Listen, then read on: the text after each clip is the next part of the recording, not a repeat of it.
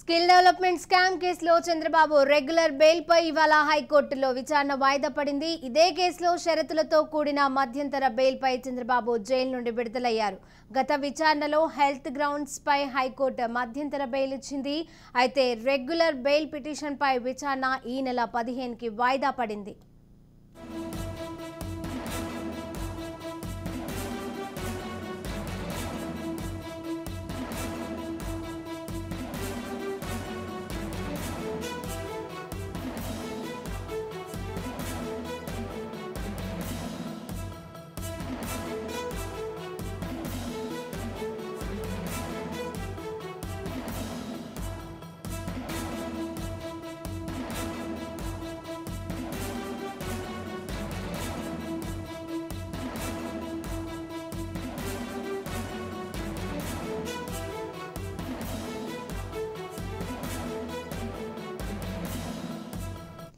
అటు CID petition పై AP హైకోర్టులో విచారణ ఈ నెల 22కి వాయిదా పడింది. అసైన్డ్ భూముల స్కామ్ లో చంద్రబాబు నారాయణ వేసిన క్వాష్ పిటిషన్ రీఓపెన్ చేయాలని సిఐడి పిటిషన్ వేసింది. ఇరు వర్గాల సమయం కోరడంతో విచారణ వాయిదా పడింది. ఇక దీనికి సంబంధించిన పూర్తి సమాచారం మా ప్రతినిధి గాలిబ్ అందజేస్తారు. గాలిబ్, చెప్పండి. హైకోర్టులోని 2 కీలక పిటిషన్లకు సంబంధించిన విచారణను వాయిదా వేయడం జరిగింది. ప్రధానంగా చంద్రబాబుకు సంబంధించి స్కిల్ స్కామ్ కేసులోని రెగ్యులర్ బెయిల్ పై ఈ రోజు విచారణ జరగాల్సి ఉంది. ఇప్పటికే పలుమార్లు వాయిదా పడిన చంద్రబాబు రెగ్యులర్ బెయిల్ పిటిషన్ ఈ రోజు కూడా వాయిదా పడడం జరిగింది. ఈ రోజు హైకోర్టు బెంచ్ ముందుకు వచ్చిన నేపథ్యంలో ఈ పిటిషన్ కు సంబంధించి విచారణను ఈ నెల 15కు వాయిదా వేసినట్లుగా హైకోర్టు ప్రకటించింది. ప్రధానంగా సిఐడి తరఫున అడిషనల్ అడ్వకేట్ జనరల్ గా ఉన్న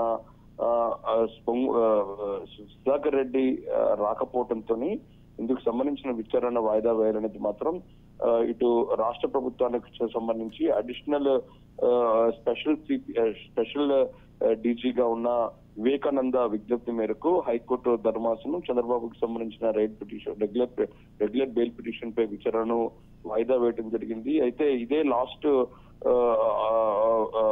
లాస్ట్ అంశంగా మరోసారి వాయిదా వేయబోము అనేది మాత్రం స్పష్టంగా హైకోర్టు చెప్పడం జరిగింది. ఈ నేపథ్యంలో అడిషనల్ అడ్వకేట్ జనరల్ గా ఉన్న సుధాకర్ రెడ్డి రాకపోవడంతో ఈ కేసుకు సంబంధించిన విచారణను ఇటు సిఐడి తరఫున న్యాయవాదుల విజ్ఞప్తి మేరకు హైకోర్టు ధర్మాసనం ఈ నెల 15కు వాయిదా వేయడం జరిగింది. ఇప్పటికే చంద్రబాబు ఈ కేసులో మధ్యంతర బెయిల్ మీద విడుదలయ్యారు.